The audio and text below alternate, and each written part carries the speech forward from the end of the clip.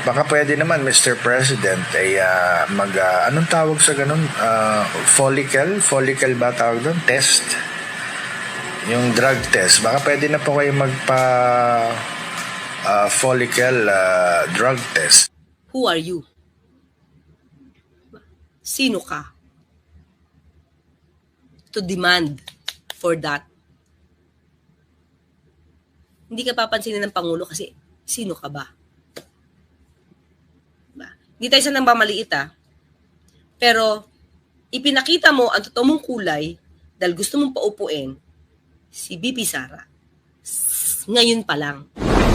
So, may race back ang Malacanang sa pamamagitan ni Yusek, Attorney Claire Castro, kay INC member Anjo Eliana. Si Anjo Eliana ay umanib sa Iglesia ni Cristo noong kasagsagan ng pandemic umano. May gaganapin niyang rally. Sandali muna.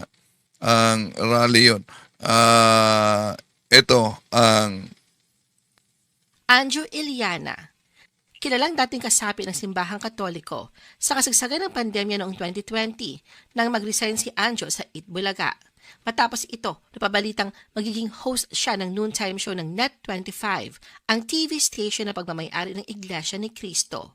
Pero nilinaw ni Anjo na personal niyang desisyon ang magpa-convert sa INC matapos ang masusing pag-aaral.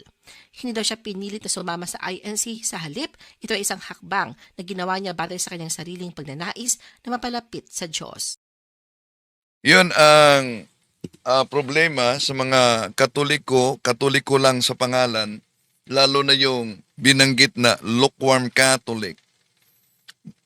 Lalo na wala kang background sa pananampalataya at kung mapansin ninyo paano yung mga ministro ni Felix Manalo mag-atake sa pananampalatayang Katoliko gamit yung mga aklat Katoliko na pinuputol-putol. Sino ba ang di madala niyan? So ngayon, nag-viral itong live ni Anjo Eliana. Binanata niya ang Senate President, si Senate President Tito Soto, dahil may personal knowledge umano siya kung sino ang kabit nito. Na kabit din umano ni Busing. Ayon sa mga komento sa mga abogado, very libelous at cyber libel talaga ang mga pahayag ni Anjo Eliana. Dahil meron pa siyang sinabi na sa kanyang narinig umano, may napakinggan siya kung sino ang pumatay sa isang barangay kapitan. So kung napakinggan lang niya, wala siyang personal knowledge. Walang pagkakaiba sa chismis yan. No? Pero, nag-risback si Attorney Claire Castro, Yusek Claire, kay INC member Anjo Eliana, matapos ito naghamon ng drug test kay Pangulong Bongbong Marcos. Eto. Baka pwede naman, Mr. President, ay anong tawag sa ganun? Follicle ba tawag doon? Test? Yung drug test. Baka pwede na po kayo follicle drug test. Siguro, kasi po, ang baba na po ng ng trust rating. Baka pwede naman, Mr. President, ay anong tawag sa ganun? Follicle ba tawag doon? Test? Yung drug test. Baka pwede na po kayo follicle drug test. Kasi kung hindi naman talaga kayo gumagamit, maganda ipakita sa taong bayan. Kasi ang tawag nga sa inyo ng taong bayan, dahil nga panayang iwi po ng bibig nyo, Mr. President, kumbinsido ang taong bayan na kayo ay gumagamit. Kaya nga, baka naman pwede, Mr. President, magpa follicle, tama ba yung ano ko? Follicle? Follicel. Tama, follicle. Yan ang iba nating reaction video kaugnay sa banat niya kay Tito Soto, no? Senate President Tito Soto. Dito kay Pangulong Bongbong Marcos. Ito ang palaging marinig na komento na gumagamit. Kahit nga si Kibuloy, di ba, sa unang bahagi ng pagsagot ni Kibuloy, yung audio, yun din ang kaniyang sinabi na gumagamit ng drugs umano. Ngayon, palagay natin kung totoo. Palagay lang natin hindi natin sinabing totoo. Palagay natin kung totoo. Ang tanong sa panahon ng eleksyon, bumoto ba kayo? Kung bumoto kayo sa tambalan na yan, at sabi ninyo na gumagamit ng droga, sinong masisi dyan? Kung maalala ninyo, may isasagawa daw na rally ang INC. At ang rallying ito ay may kaugnayan sa panawagan nila against sa korupsyon. Pero ang tanong, di po ba yung involved sa korupsyon, mga kapatid, ay ini-endorso mismo ng INC? At giant rally pa dahil parang magsanib puwersa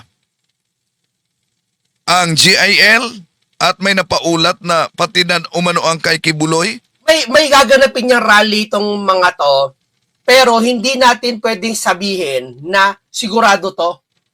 At kung mag-rally man ito, subok na natin. Hindi ko lang... Baka pwede naman, Mr. President, anong tawag sa ganun? Follicle? Follicle ba tawag doon? Test? Yung drug test. Baka pwede na po kayo follicle. May riskback dito si Atty. Claire Castro. Una, maliban na umanib ito sa Iglesia ni Cristo dahil ayon sa ulat, bigyan umano ng pagkakataon na magiging anchor person sa TV. Pero iwan ko kung naging anchor person ba siya. Pangalawa, ayon kay Atty. Claire Castro, nagtatrabaho umano si Mr. Anjo Iliana kay Senador Jinggoy Estrada na ngayon ay kinasuhan na din. Kaya may kaugnayan ba ito ang pahayag niya sa mga kaso at investigasyon na kinaharap ng kaniyang busing? Ito ang pahayag ni Atty. Claire. Sabi, yes, Iliana still works with Senator Jinggoy Estrada as of recent reports in August 2024. So, up to now kaya? Pero malaki ang utang na loob niya eh.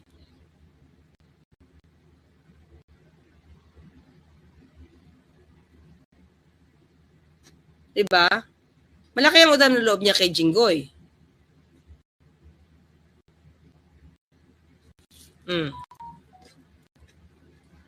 So, 1 year nga sinagip ni Jinggoy. 2 years ago to.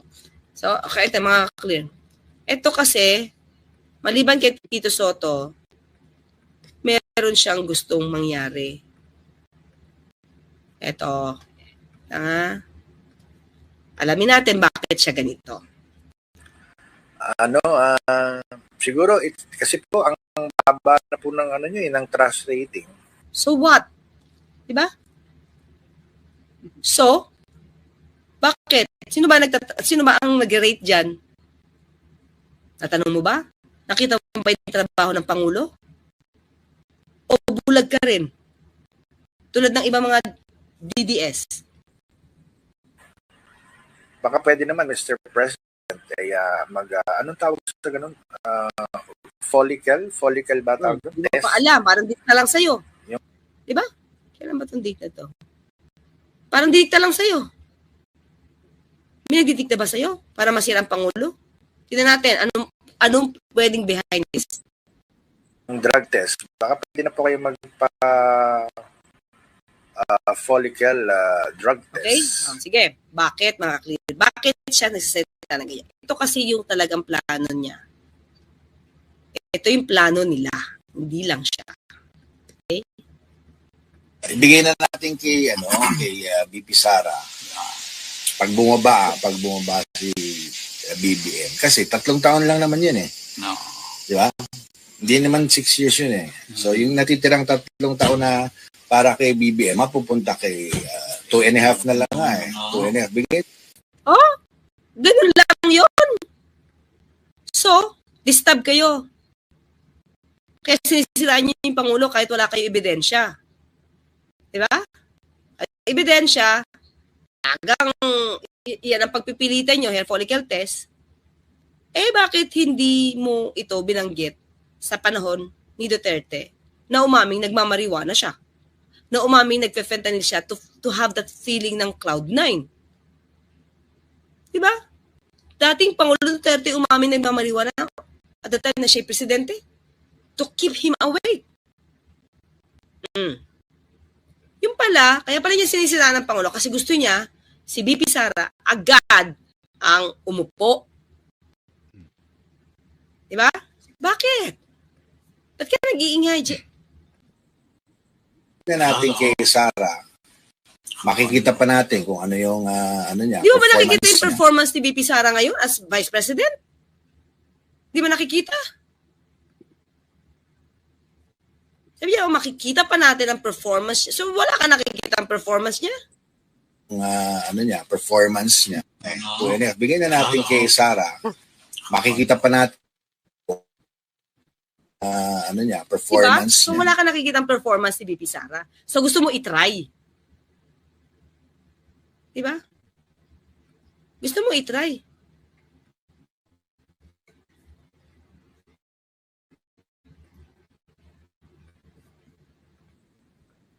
Para pagdating ng 2028 elections, So, yun.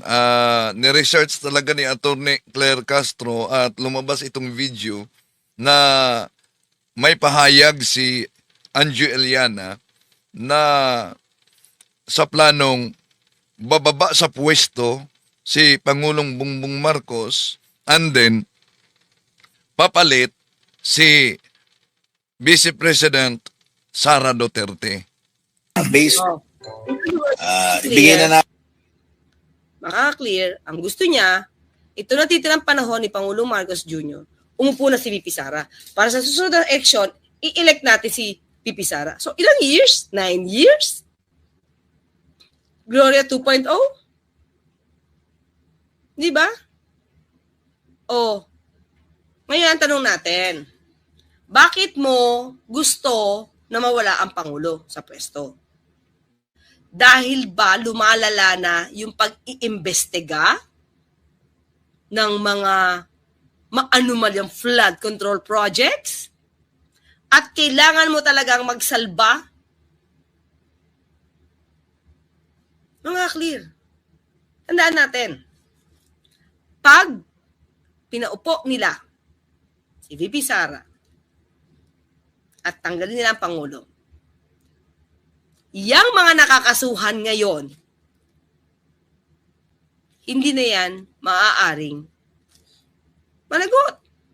Question mark. Bakit? Ipagpapatuloy kaya ng Vice Presidente itong pag-iimbestiga na ito na never nangyari sa panahon ng kanya ama? Make ghost projects. 13,917 flood control projects. Pero namin ang kanya ama, ghost projects during his time. Nag-imbestiga ba ng ganito? Kaya, malamang, yung mga nagnanais mawala ang Pangulo sa pwesto, yung naaapektuhanan nitong pag-iimbestiga na to. Dahil pag nawala ang Pangulo, at pumunta ang kanilang mga kakampi pumwesto, masaya sila. Hindi na matutuloy pag-iimbestiga kay Bongo. Hindi na matutuloy pag-iimbestiga kay Joel. Baka rin hindi matuloy ang pag-iimbestiga kay Jinggoy. Ha? Oh. Di ba? Marami na maaaring kakampi ni Vice Presidente. Hindi natin alam. Yun nga ang sabi, di ba? Bakit nga ba hindi nagta-tell all si Diskaya?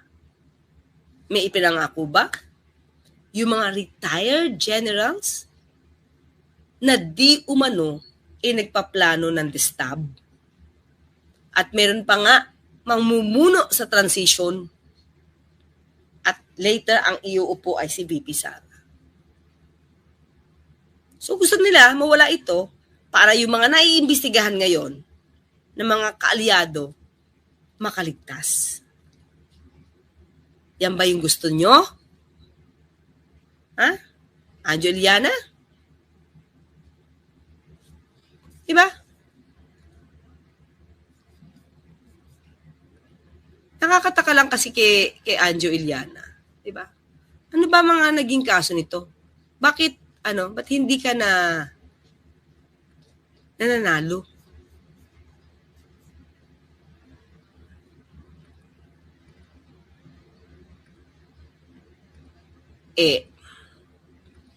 Napagtanggol pa nga kita before eh. Ikaw ay kinasuhan ng staffay. Naging abogado pala niya si Atty. Claire Castro noon, no? Sa kasong estafa. Okay, tuloy natin. Estepador ka nga daw, sabi ni Senator Raffy Tulfo.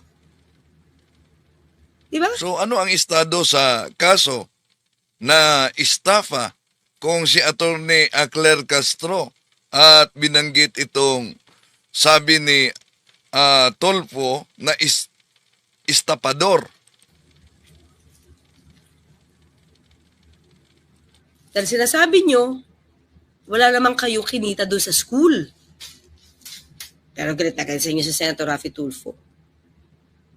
At that time, diba, nung in-interview ka ni Aiko Melendez, doon, ibinulalas mo ang sama ng loob mo kaya Senator Raffy Tulfo.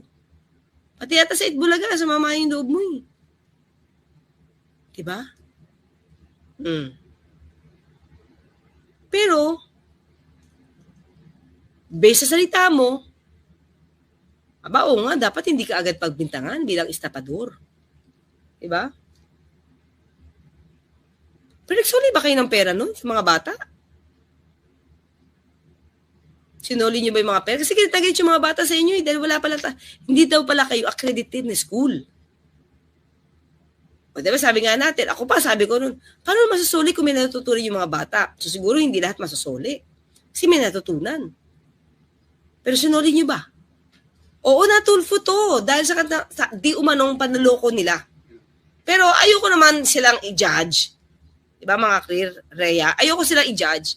Kasi at that time, nakikita ko, sa aking pananaw, yung ang nakikita ko dun yung parang maling proseso na ginawa ni Senator Raffy Tulfo at that time. At that time, hindi pa yata siya senador nun eh. Na parang nag-judge na siya. Alam mo naman, ayaw natin na nag-judge eh. Diba? Kahit ikaw pagbintangan na estapador ka dyan, syempre gusto natin yung tamang proseso. Diba? Kasi totoo, yung mga bata nun at that time, ay may natutunan naman sa school nyo. Hindi lang kayo... So, ano kaya ang estado? Di binanggit ni Atty. Claire Neto kung siya ang naging abogado sa kasong estafa ni Anjo Iliana. Accredited. Yun nga lang, di ba? O, tapos ang dami-dami mga papel. Ito naman yung issue noon at the time. May mga papel na nire-require, hindi kayo tumuloy agad, hindi kayo nagtuloy-tuloy para ma-accredit kayo, nagpatuloy kayo magtanggap ng mga eskwela, ng mga bata. Kaya galit na galit sa inyo si Senator Raffy Tulfo. Pero syempre at that time, sabi ko, dapat hindi ganyan ang style. Due process. Oh, di ba? Tapos, hindi naman yung pinagtanggol sarili nyo. Nagtanggol na lang kayo. Nung in-interview ka ni Aiko Melendez. Attorney Yusek Claire, jobless siya kaya nag-ingay sa TikTok. Hanggang ngayon ba? Jobless na siya? Wala na siya kay, Wala na siya kay Jinggoy? Ha? Trabaho lang niyang manira ng tao. So, binabayaran ba siya dun? Inisip ko kasi kung kay Jinggoy siya, is it because of Jinggoy kaya siya nagaganito? Dahil nadadamay ang amo niya? Kung nandoon pa siya, ha? Or, kahit hindi niya na amo, kung ganyan kalakas ang utang, kalaki ang kanyang utang na loob. Di ba? O yun lang, nawala siya ng utang na loob kay Anjo. Kay Anjo sa TVJ. Di ba? Napatulpo yan yata, napatulpo siya because of pagiging estapador. Di ba? Meron akong video niyan. At that time, sabi ko, mali yung, ayoko nung style. Hindi ko masabing mali. Ayoko nung style ni Raffy Tulfo, Senator Raffy Tulfo. Nag-ano siya? Persahan. Diba? Parang wala due process at that time. Pero, nagtagin sa kanila Senator Raffy Tulfo, dahil naloko yung mga bata. Sa kanyang pag-iimbestiga ni Senator Raffy Tulfo. Kahit saan lagay yan si Anjo, asal tikboy. Siya, nga sa banana man. Tikboy nga siya sa banana man. Pero mga kakli, nakita na natin, kung ba't niya sinisira ng Pangulo, it's because DDS pala siya. Gusto niyang iupo ngayon pa lang si VP Sara. No wonder why he's doing this. Alam naman niyang peke. Alam niyang peke yung video. Diba? Sino ka? Sino ka para mag-utos sa Pangulo? Ayusin mo muna yung sarili mo. Diba? Di mo alam yung ginagawa ng Pangulo, tapos gusto mo? Ang gusto niya mga clear ay ma-check, paano yan? Makita ang performance ni VP Sara. Di mo ba nakikita? O wala ka talaga nakikita? Yeah. That's the word nga yata Shiro Kansaki ginamit kay Senator Raffy Tulfo. Scammer. Nag-scam ng mga bata. Diba? Attorney mukhang ala Philip Salvador siguro yan, baka tatakbo na yan sa susunod na eleksyon. Nako. Huwag naman natin dagdagan ng mapapariwara na ang Senado pag ganyan. Diba?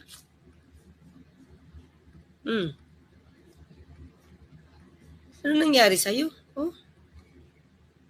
Diba? Sasabit ka dyan, pag si Jinggoy nakulong, ikaw ang namamasyal. Ikaw, yung namamasyal sa mga mayor, ikaw mag-hair follicle. Diba? Nakakaklit.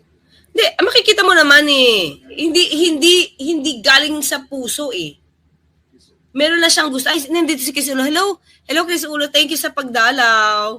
Salamat, alam naman natin, may YouTube channel to si Chris Ulo. Support. Ha? Oo. Diba? Hindi, makita natin.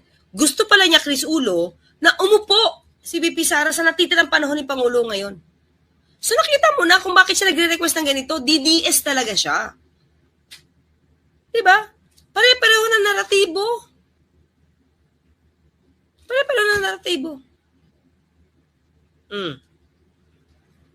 So, well, unang-una, Angeliana, who are you? Sino ka? To demand for that. Hindi ka papansinin ng Pangulo kasi sino ka ba? Diba? Hindi tayo sa nang maliit Pero, ipinakita mo ang totoo mong kulay dahil gusto mong paupuin si VP Sara. Ngayon pa lang. Nangangamoy DDS ka, Anjo.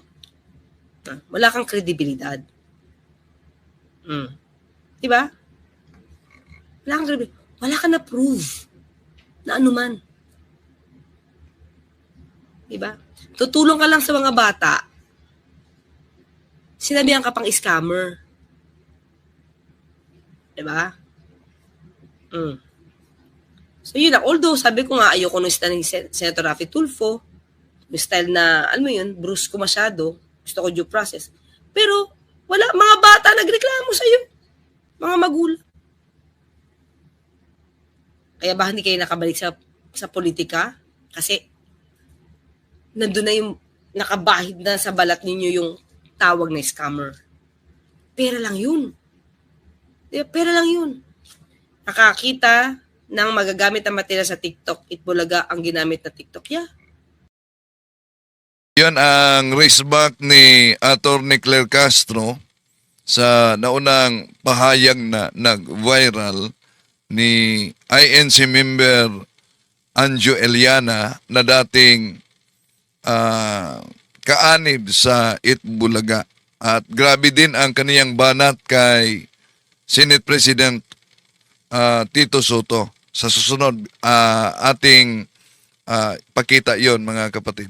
Pero pasok muna tayo sa punto por punto sa pagkataong ito. Yung tatlo. Ang ibig sabihin pala ng 8 pala na mabubunot ang tatlong sungay, nabunot ang tatlong sungay, ang ibig sabihin pala noon, ibabagsak niya ang tatlong hari.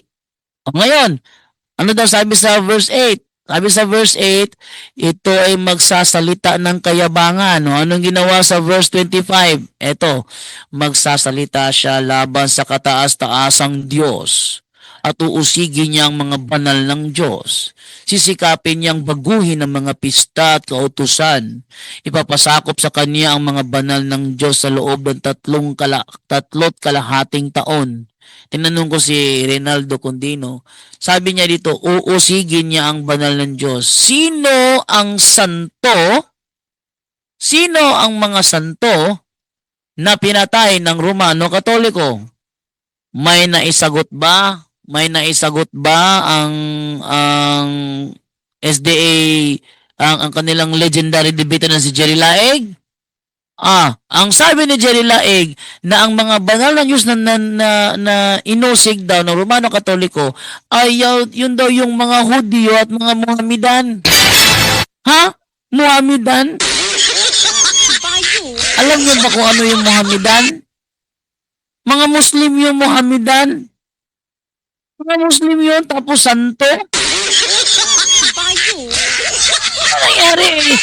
Naniniwala na pala kayo ng mga SDA pala na ang mga Muslim pala ay santo. Mga Mohamedan, mga Hudyo. Aba, nakabasa lang ng Hudyo, santo na. Tapos, yung si Reynaldo Condino naman, nagsabi naman siya na ang mga santo daw na yon ay ang Gumburza. Nakalimutan nyo, ang Gumburza, sabi ni Reynaldo Condino. Nakalimutan nyo ba ang Gumburza? Oh.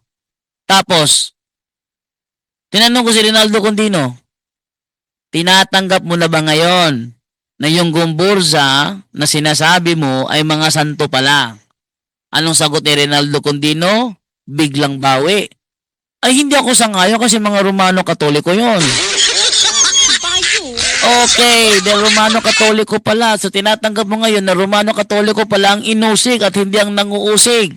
Sabi naman niya, inusig sila. Sabi ni Jerry Laig, nung tinanong ko yon kay Reynaldo Condino, ang nangyari, nag-object si Jerry Laig, papalitan niya. Yun yung pagkakataon ng nagkaroon ng palitan eh. Kasi ipit na ipit si Reynaldo Condino, nag-request si Jerry Laig, papalitan niya.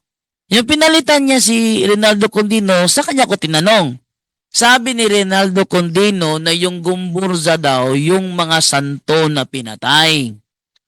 So, dahil Katoliko pala ang mga santong yon, tinatanggap mo ba na sila ay mga Romano Katolikong mga santo?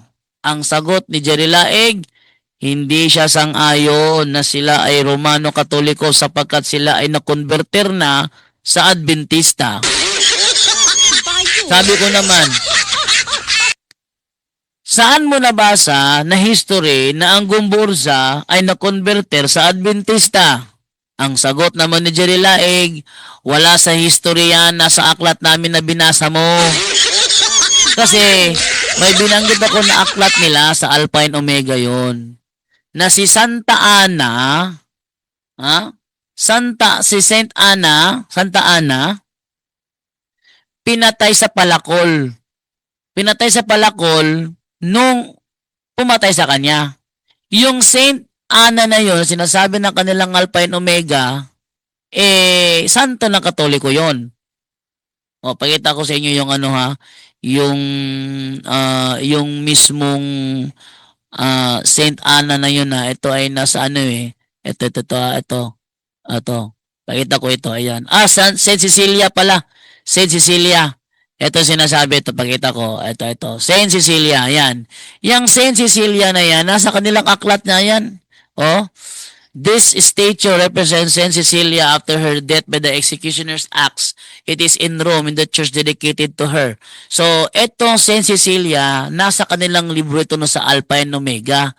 Tanong ko sa kanya, hindi sinasabi ko na santo na pinatay. Pero ang pumatay dito, hindi naman Romano Katoliko eh.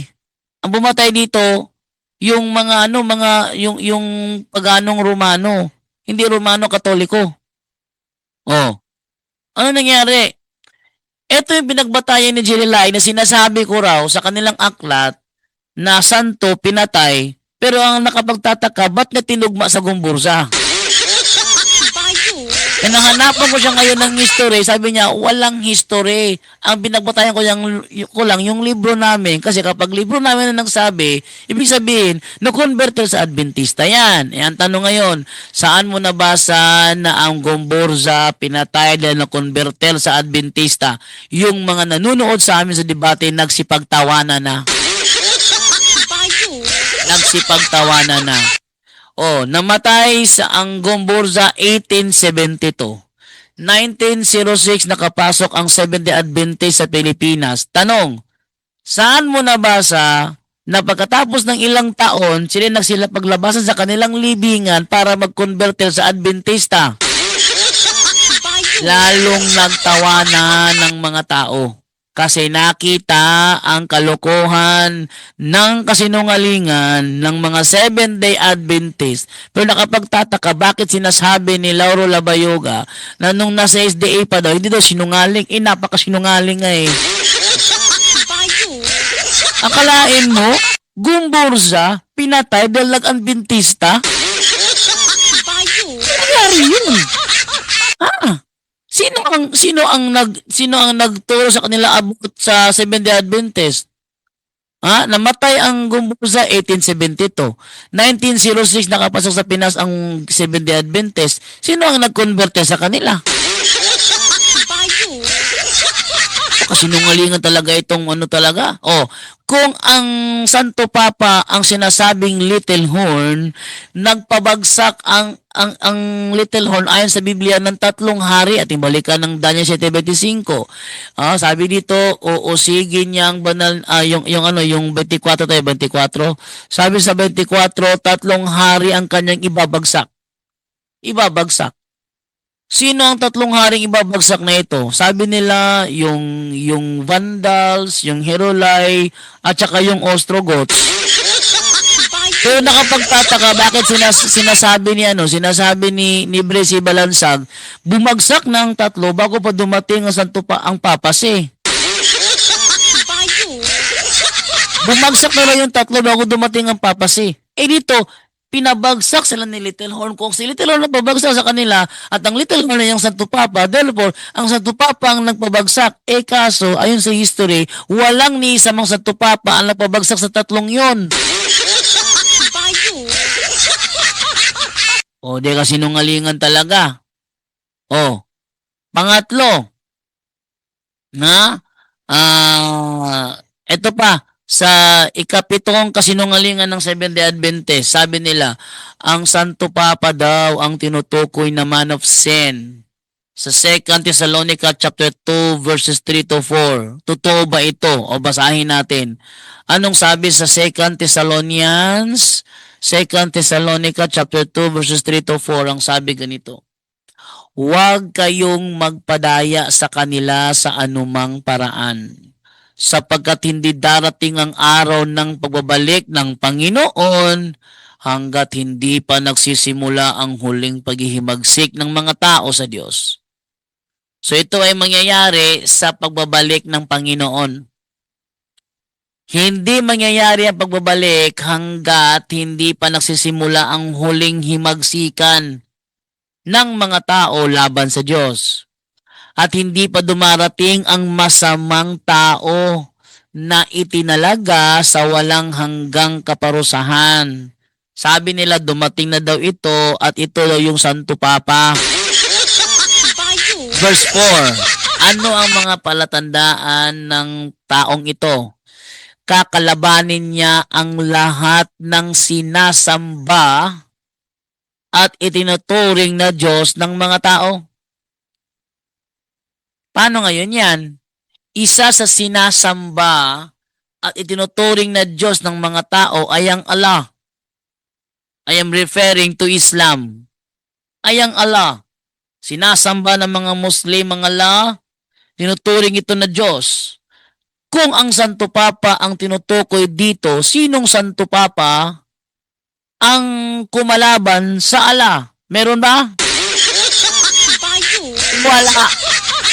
Walang Santo Papa ang kumalaban sa Allah. O halimbawa, yung mga Indiano, marami silang Diyos-Diyosan. Kuha ko ng isa, si Shiva.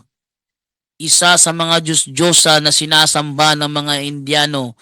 Kinikilala nilang Diyos. Itong si Shiva. Sino Shiva? Ito yung Diyos-Diyosang babae na maraming kamay. 6 yata ang kamay eh. 3 pa si ano. Mukhang tinalo si ano si Goro. Alam niyo si Goro? Si Goro yung kapatid na bunso ni Kintaro. Kilala niyo si Kintaro? Si Kintaro, yun yung pinsan ni Shiva. Sino si Shiva na pinsan ni Kintaro at ni Goro? Ito yung mga karakter sa Mortal Kombat na tag-apat yung kamay. 4 lang yun. Pero yung Shiva ng India, 6 lahat. Oh, kinikilalang Diyos ng mga Indiano yon. Oh, sinong Santo Papa ang kumalaban doon? Wala. Kaya nung kami nagdebate ni Roy Tundag patungkol dito sa talatang ito, nag-objection siya, ba't daw ako nakarating sa Muslim? Kaya mga Muslim, mga tao rin yun eh. Mga tao rin yun na may sinasamba, tinuturing na Diyos. At yun nga ang kanilang ala. Eh tanong, kung ang Santo Papa ang tinutukoy yun, sino Santo Papa? Eh si Pope John Paul II nga hinalikan yung Quran. Tapos sabi niya, Santo Papa daw yan. Nabaliw na. Nabaliw na ang mga Sabadista. Dahil parang hinirohan ng waring bakal na nagbabaga ang kanilang mga budhi. Hindi na tinatablan. Sinungaling lahat. Nagsisinungaling na lahat. Parang hindi tinatablan ng konsensya ang mga taong yan. Oh, ano sabi ito? Itataas niya ang kanyang sarili sa lahat ng mga ito. Sino sa tupapang nagsabi, higit pa ako sa ala nyo? Meron ba gano'n sa tupapa? Wala. Sino pa sa tupapang nagsabi, higit pa ako sa mga Diyos-Diyosa nyo dyan sa India? Meron ba? Wala rin. How come sa tupapa tinutukoy ng talatang ito? Maunawaan ko lang talatang ito eh. Naalala ko yung pelikulang yung Avengers. Sa pelikulang Avengers, pinuntahan ni Loki. Naalala niyo si Loki? Ha? Pinuntahan ni Loki si Tony Stark doon sa kanyang building. gusto niya na kilalanin siya na higit sa lahat. Ang sabi ni Tony Stark sa kanya, yung iniisip mo, wala yan sa mundong ito na may nangingibabaw sa lahat ng mga tao. Walang ganon. Sa amin dito, bawat bansa may presidente. Yung iniisip niyo na parang pyramid, kayo yung nasa dulo, walang ganon dito. Yun ang tinutukoy ng talatang ito. Gusto niya, kaya niya kukontrahin yung mga sinasamba, tinuturing na Diyos ng mga tao kasi ang gusto niya, siya lang ang nasa top 1. Siya lang ang nasa pinakaibabaw. Kaya kukontrahin niya ang lahat ng mga yan kasi ang gusto niya, huwag kayong sumamba dyan, ako lang ang sambahin ninyo. Huwag niyong ituring na Diyos yan, ako lang ang ituring na Diyos ninyo. Huwag niyong pakabanalin yan, ako lang ang pakabanalin ninyo. Yan ang tinutukoy ng talatang ito. Walang santo papang ganyan eh. Yan, napakamali. Napakamali ng doktrina ng Seventh-day Adventist. Ano sasabihin ni Lauro Labayoga nung isday ka pa, hindi ka sinungaling? Napakatinding kasinungalingan ito. Ito pa, karugtong. Uupo siya sa loob ng templo ng Diyos. Naalala ko si si Roy Tundag doon saan ba yun? Sa Jensan ba yun? Sa Davao ba yun? O sa Bukidnon ba yun? Nilapitan ni Roy Tundag si Chris Hosol. Tinanong niya, sabi sa Biblia, uupo siya sa loob ng templo ng Diyos at itatangal ang sarili bilang Diyos. Tanong, nakaupo ba sa Batikan ng Santo Papa nyo? Ano pa naman yan? Hindi pa nga napatunayan, nag-assume na siya. Na Santo Papa nga. Mali. Bakit mali? Unang-una, ang Batikan, hindi turo ng Simbahang Katoliko na ang Batikan ay templo ng Diyos. Ang turo ng Simbahang Katoliko, ang templo ng Diyos ay ang katawan ng tao. Ha? Katawan ng tao? Wala akong naalalang turo ng Katoliko na ang Batikan ay templo ng Diyos. Wala. Maglabas kayo ng Catholic document. Mga Protestante na nagkiklaim na Batikan daw yan. Sige, maglabas kayo, be. Hinahamon kayo. Maglabas kayo ng document, be. Catholic document na yung Batikan ang kinikilala ng Katoliko na templo ng Diyos. At itatanghal ang sarili. Sino magtatanghal? Siya mismo. Itatanghal niya ang kanyang sarili bilang Diyos. Sinong Santo Papa ang nagtanghal sa kanyang sarili bilang Diyos? Babasa ng libro. Sabi dito, si Pope, sino yun? Si Pope Pius ba yun? Si Pope ay ang Diyos sa lupa. Hindi siya ang nagtanghal niyan. Ibang tao eh. Kailangan siya ang magtanghal. Sabi dito, itatanghal ang sarili. Ito tawag to self-proclaim.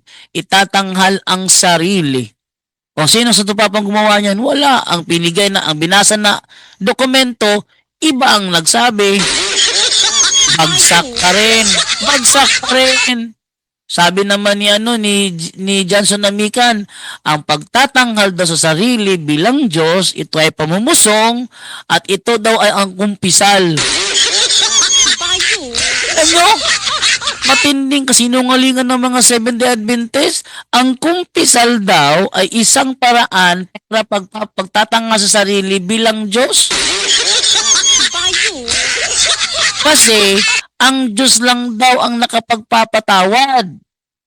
Pag ikaw nagpatawad, di naman sa'yo nagkasala, yan ay pamumusong. Yan ay isang paraan para pagtatanghal sa sarili bilang Diyos.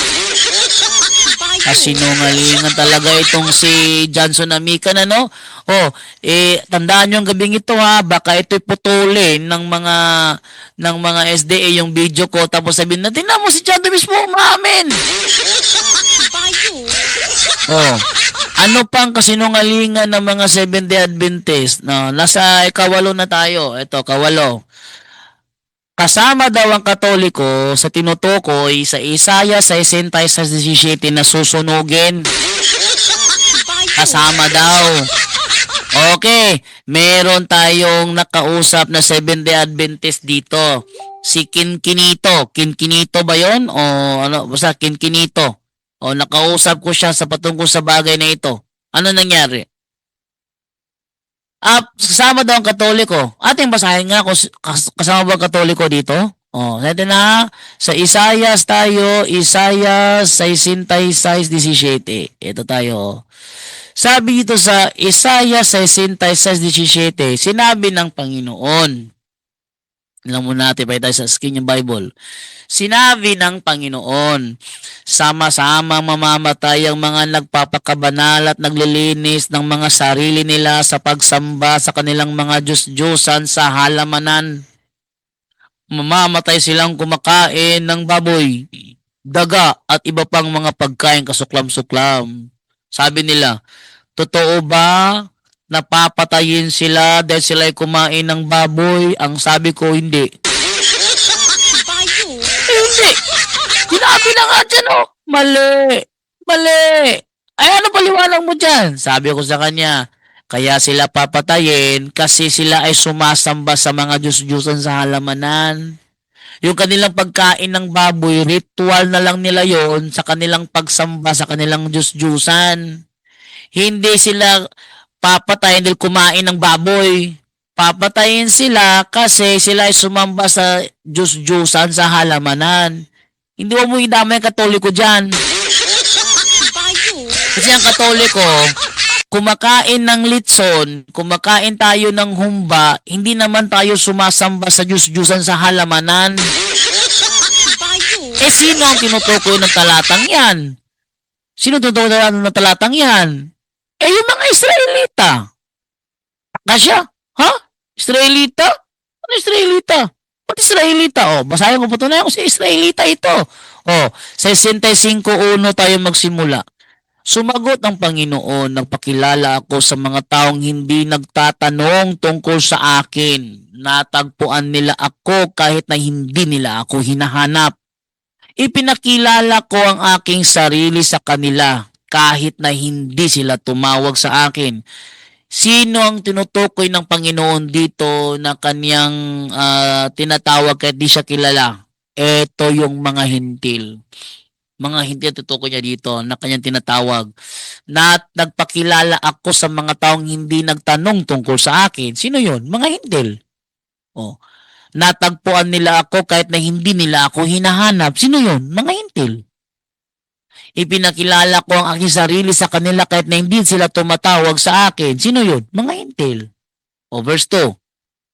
Patuloy akong naghintay sa mga mamamayan kong matitigas ang ulo. Straight to the point. Sino ang kanyang hinihintay? Yung kanyang mamamayan. Mamamayan niyang matitigas ang ulo. Sa panahon ni Isaiah, sino ang kanyang mamamayan? Di ba mga Israelita? Oh.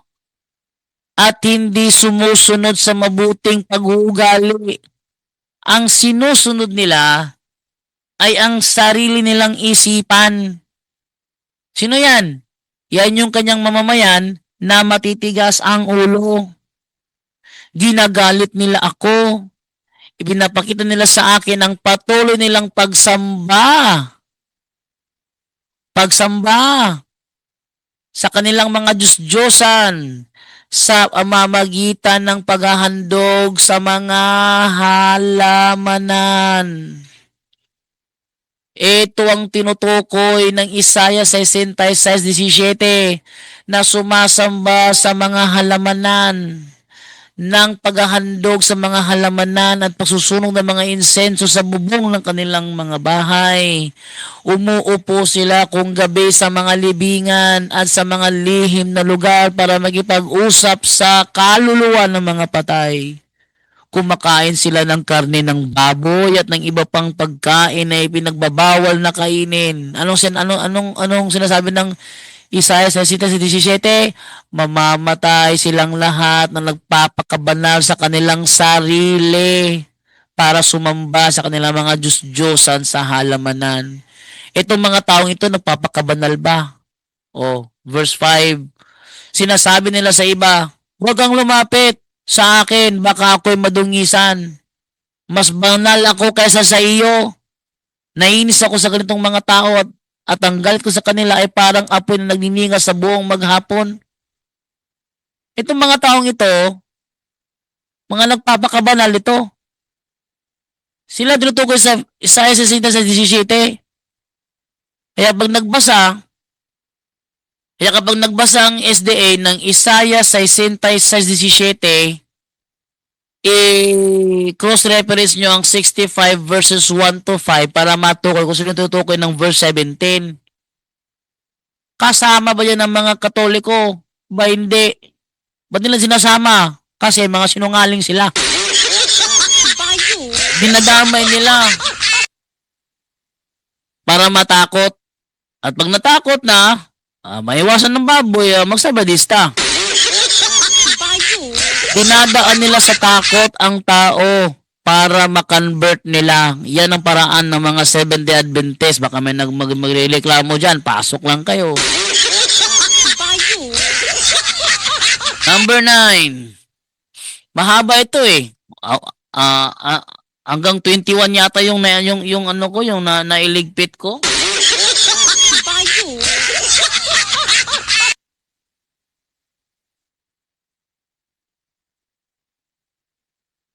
O ngayon, yung ikasyam, nasa ikasyam pa ako ha, dami-dami ko na nakitang mga mali, tapos sabi ni Lauro Labayuga, nung nasa SDA ka pa, hindi ka naman sinungaling, dami ka sinungalingan turo. Dami ka sinungalingan turo eh. O, number 9, ang Santo Papa daw ang tinutukoy sa Revelation 13:18. Ha? O, ating basahin. Revelation chapter 13 verse 18. Anong sabi dito? 13:18. Sabi, kailangan dito ang talino upang maunawaan ang kahulugan ng numero ng unang halimaw. Dahil simbolo ito ng pangalan ng tao at ang numero ay 666. Ano daw ito? Simbolo ng pangalan ng tao. Anong ginawa nila? Vicarius Filii daw. Vicarius Filii. Ang Vicarius Filii ba pangalan ng tao? Ang sabi simbolo ito ng pangalan ng tao. Ang Vicarius Filii ba pangalan ng tao yan? Mali talaga turo. O verse 17, ang sabi sa verse 17, at ang sino mang ayaw magpatatak ng pangalan o numero ng unang halimaw ay hindi maaaring bumili o magbenta. Kung ang Katoliko yan, ba't maraming SDA bumibili at nagbibenta? Punta kayo ng palengke. Wala bang SDA sa palengke na nagbibenta, bumibili? Wala ba? Sabi diyan, magpatatak ng pangalan. Sabi nila, ang sabi sa Biblia, itatatak pangalan. Ang unawa nila diyan, ang itatatak Sunday worship. Ang Sunday worship ba pangalan? Mali talaga. Ang dami kasi sinungalingan ng SDA. Sasabihin pa ni Lauro Labayuga, ikaw si FD ka? Ha? Sinungaling ka na. Hindi ka naman ganyan nung SDA ka pa. Tindi ng kasinungalingan ng SDA. Mas matindi pa eh. Oh, daming mali. Ano pang mali nila tinuturo? O, number 10 tayo ngayon. Sabi sa number 10, meron daw araw ng Sabat sa langit, walang linggo. Ano daw? Meron daw Sabat sa langit. Ano merong Sabat sa langit? Ang sa langit, mga kaibigan, walang tigil na pagsamba ang ginagawa doon. Ang mga nasa langit, walang tigil ang pagsamba nila. Banal, gabit araw, walang humpay. Banal. Lalagyan mo ng Sabat. Anong mangyayari? Tigil ang lahat. Anong meaning ng Sabat? Pahinga. Ang mga nasa langit sumasamba. Papahingahin mo? Hindi kailangan ng pahinga nila doon. Bakit? Hindi naman napapagod ang mga nasa langit para sumamba. Piligyan mo ng Sabat. Oh. Ating basahin yan, yung sinasabi nila ngayon. Ito, basahin natin yan sa Isaiah 66:23 ba yun? Oh. Isaiah 66:23-24 ba yun? Oh, sabi dito ha. Sabi ganito sa ating basahin dito you done we wish. Very good. You done we wish. Oh, sabi dito sa verse 23. 23 ba 'yon? Oh, sa 23, sabi sa 23. Eto. Sabi dito, at mangyayari. Ulitin na. Sabi nila, sa langit daw, merong Sabat. Walang linggo. Walang linggo, tandaan nyo, walang linggo. Yan ang kanilang katuruan. Sabat lang, sabi niya. Ang makakapunta doon ng langit, mga Sabadista lang. Walang Dominguista doon. Walang Dominguista. Bakit? Sabado lang ang nandun wala namang linggo doon Wala ba? Ating basahin. At mangyayari na mula sa bagong buwan hanggang sa panibago at mula sa isang Sabat hanggang sa panibago. Paroroon ang lahat ng tao pang sumamba sa harap ko, sabi ng Panginoon. Ha? Mula sa isang Sabat hanggang sa panibago. Anong ibig sabihin yan? Sige, ito ipagpalagay. Sabado yan, Saturday. Mula sa Sabado, mula sa isang Sabado hanggang sa panibago. Kumbaga, from Sabbath to Sabbath. Sige, ito ipagpalagay, Saturday yan. Granted without admitting, from Saturday to Saturday. Tanong, may day off? Kapag sinabi sa iyo ng amo mo, Mr. Juan de la Cruz, ikaw ay magtatrabaho sa kumpanya ko from Monday to Monday. Tanong, anong araw ang day off mo? From Monday to Monday, anong araw ang day off mo? Ha? Wala kang day off? Tapos sabi, from Saturday to Saturday. Huwag mo sabihin sa akin, walang linggong madadaanan. Alang mag Saturday, Monday, Tuesday, Wednesday, Thursday, Friday, Saturday, Monday. Hindi ba ganun? Dami talagang palpak ng Seventh-day Adventist. Sasabihin ni Laura Labayoga, nung Wednesday ka, pwede ka naman sinungaling Matindi sa kasinungalingan. Number 11. Ano pang turo nila? Nasa 11 na ako. Si Saint Michael the Archangel daw ay si Kristo. Ano? Si Saint Michael the Archangel si Kristo? Ano ba ang sinasabi sa Hebreo 1:5? Ating basahin ang sinasabi sa Hebreo 1:5. Para baka nila malaman. Hebreo 1:5. Sapagkat kanino nga sa mga anghel sinabi niya kailanman, ikaw ay aking anak? Ikaw ay aking ipinanganak ngayon. Kaninong anghel niya sinabi yan? Sa salita ng Diyos? Sapagkat kailanman wala ni isa man sa mga anghel. Sabi dito ha? Wait lang. Yung aking Wala ni isa man sa mga anghel ang sinabihan ng Diyos ng ganito, ikaw ang anak ko. Walang sinabihan na anghel. At ngayon, ipinapahayag ko ng ako ang iyong ama. At wala rin sinabihan ng Diyos ng ganito sa sino mang anghel. Ako'y magiging ama niya at siya magiging anak ko. Wala sino mang anghel ang sinabihan ng ganyan. Pero si Kristo, sinabihan ba ng ganyan si Kristo? 17:5 ng Mateo. Habang nagsasalita pa si Pedro, nabalot sila ng nakasisilaw na ulap at may tinig silang narinig mula sa mga ulap na nagsasabing, ito ang minamahal kong anak na lubos kong kinalulugdan, pakinggan ninyo siya. Sinabihan si Kristo siya anak eh. Oh, nalala ko yung Pentecostal na kalaban ko. Sabi ng Pentecostal dun sa Mateo 3:17, sabi sa 3:17, at may boses na narinig mula sa langit na nagsasabi, ito ang minamahal kong anak na lubos kong kinalulugdan. Sabi nung Nunyesa ba yun? Nunyesa? Sabi nung Nunyesa, this is my beloved body.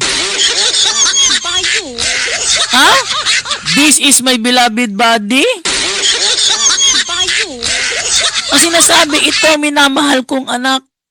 Ulit tayo ulit. Sabi sa Hebreo 1:5, walang sino man sa mga anghel ang kanyang sinabihan, ikaw ang anak ko. Wala pala eh. Ano ba si Saint Michael the Archangel? Hindi ba anghel yun?